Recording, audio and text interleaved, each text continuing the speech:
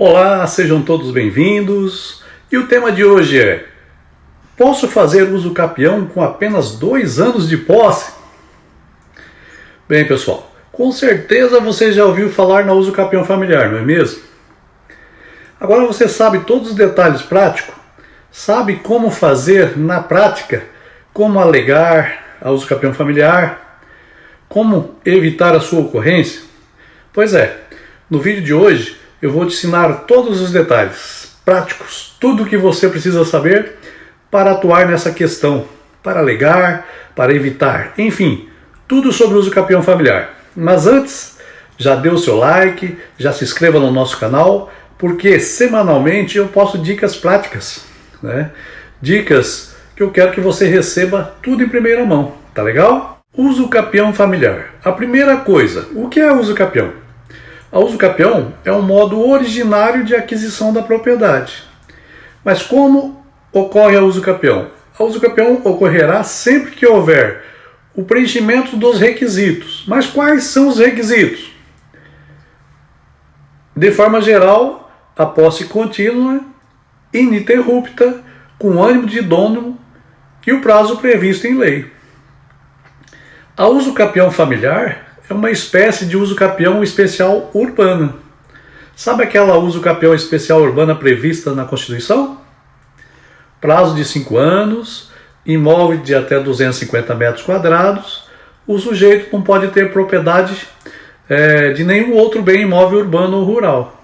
Pois é a mesma coisa. Tudo que nós conhecemos sobre a uso capião especial urbana. Mas nós vamos aplicar na uso capião familiar com algumas modificações, que são as particularidades da uso capião familiar. A uso capião familiar está prevista no artigo 1240 do Código Civil. Mas o que diz o artigo 1240 do Código Civil? Vamos lá, ele diz assim, aquele que exercer por 2 anos e ininterruptamente e sem oposição posse direta com exclusividade sobre um imóvel urbano de até 250 metros quadrados, cuja propriedade é dividida com ex-cônjuge ou ex-companheiro, utilizando para sua moradia ou de sua família, adquirirá o domínio integral, desde que não seja proprietário de outro imóvel urbano ou rural. Não será reconhecido ao mesmo possuidor mais de uma vez, ok? Então, ele não consegue adquirir essa uso capião familiar mais que uma vez. Mas, Ivan, quais são os requisitos da uso capião familiar? Todos os requisitos estão no artigo 1240. Mas, para facilitar a sua vida, eu vou relacionar, né? Então, eu quero que você anote, tá bom? Vamos lá? Primeiro requisito: posse direta, ininterrupta e sem oposição. Anotou? Segundo requisito: imóvel urbano. Então, pessoal, não cabe uso capião familiar para imóvel rural. Só cabe para imóvel urbano, ok? O imóvel urbano até 250 metros quadrados. Terceiro requisito: a propriedade desse imóvel era dividida entre os cônjuges ou companheiro. Perceba que se aplica também esse instituto, evidentemente, à união estável, porque diz companheiro, tá bom? Quarto requisito: a utilização daquele imóvel para a moradia. Se eu utilizo aquele imóvel para explorar um comércio, eu não posso obter a uso capião familiar. Quinto requisito: abandono do lar. Próximo requisito: o sujeito que vai requerer a uso capião familiar não pode ser proprietário de outro imóvel urbano ou rural. E por fim, esse sujeito não poderá já ter obtido a uso capião familiar anteriormente. Esses são os requisitos, tá? Eu falei 1, 2, 3, 4, 5, 6, 7 requisitos para você. Você anotou? Agora vamos para os detalhes práticos. Primeira coisa, o que é abandono de lar? O abandono de lar ele vai ficar caracterizado não apenas pela saída de um dos cônjuges ou companheiro do lar. Porque, veja, se eu me separo de fato do meu cônjuge, é natural que um de nós saia do imóvel. É natural a simples saída de um dos cônjuges, um companheiro do lar. Isso não configura abandono de lar. O abandono do lar ele deve ser interpretado como um abandono voluntário, uma saída voluntária. Eu diria até repentina, abrupta. Mas não apenas isso, mas a ausência de tutela à família, a ausência de auxílio à família. Veja bem, se eu divido a propriedade com a minha esposa, eu sou o rimo da família. Eu que arco com todas as despesas do lar, todas as despesas da família. E eu simplesmente saio de casa, vou embora. Não presto nenhum auxílio material para minha ex-cônjuge, para minha ex-esposa ou para meu filho, por exemplo. Nesse caso, houve abandono de lar. Né? Essa é a ideia de abandonar. Né? E pior, ela não está prevista no Código Civil. Tá? É um entendimento doutrinário. Então anote aí, enunciado 595 da 7ª Jornada de Direito Civil. Anotou aí? Isso, abandono de lar é abandono voluntário, saída repentina, voluntária do lar, mas a ausência de tutela à família. Isso é abandono de lar, ok? Mas como você vai comprovar o abandono?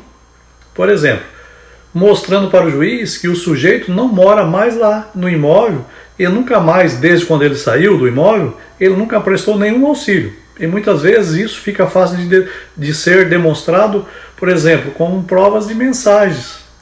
As mensagens do WhatsApp, redes sociais, gravações telefônicas e ações de alimentos. Veja, um ex-cônjuge ajuizou uma ação pleiteando alimentos para si ou para seu filho. E o sujeito, ele nunca pagou alimento. Isso é chamado de ausência de tutela. Essas provas são muito importantes para você demonstrar esse requisito. Esse requisito é apenas um dos 7 requisitos que eu falei. Agora, quando nós falamos sobre o uso capião familiar, várias questões vêm à tona.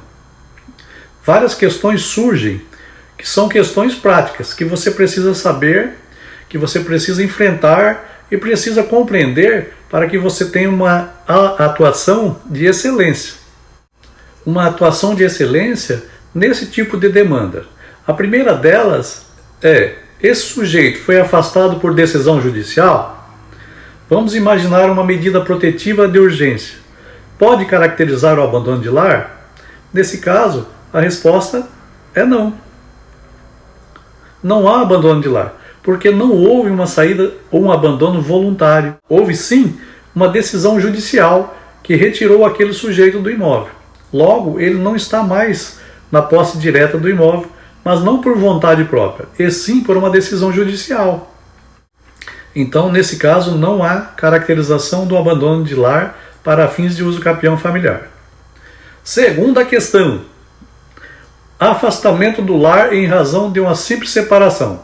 Também não há abandono. Se o sujeito saiu porque houve separação de fato, mas continuou prestando auxílio à família, não há abandono. Terceiro, os cônjuges casados pelo regime de separação de bens, pode haver uso capião familiar? Muito cuidado, pessoal. Eu falei que um dos requisitos da uso capião familiar é o fato de a propriedade ser dividida entre os cônjuges. Significa dizer que eles precisam ser coproprietários. Mas quando é que os cônjuges ou companheiros são coproprietários? Quando constar lá na matrícula do imóvel os dois como proprietário ou conforme o regime de bens. Exemplo, comunhão parcial de bens. O imóvel foi adquirido na constância do casamento, ainda que esteja registrado em nome de apenas um dos cônjuges. Então, aqui cabe a uso capião familiar, tá legal? E se eles forem casados sob o regime de separação de bens?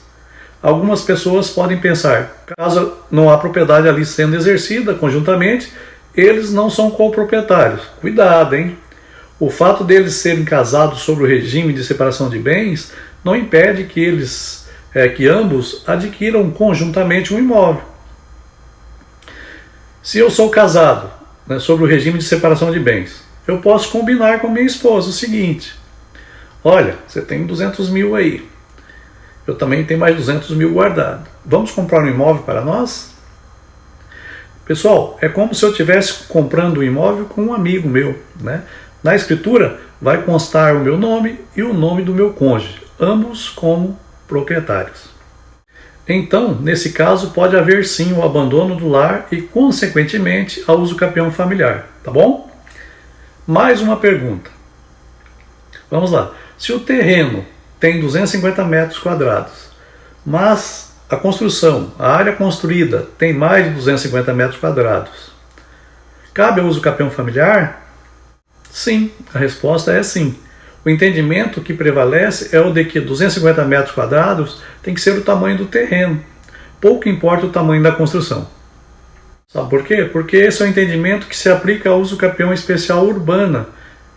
Eu disse que tudo que se aplica ao uso capião especial urbana também se aplica ao uso capião familiar, tá bom? E se o cônjuge que estava na posse do imóvel resolver alugar esse imóvel? Veja, houve abandono e aquele cônjuge que ficou resolveu alugar o imóvel. Ele pode depois pedir a uso capião familiar? A resposta é não. Eu falei lá no início, né? Posse direta. Quando eu alugo o imóvel, eu deixo de ser o possuidor direto e passo a ser possuidor indireto.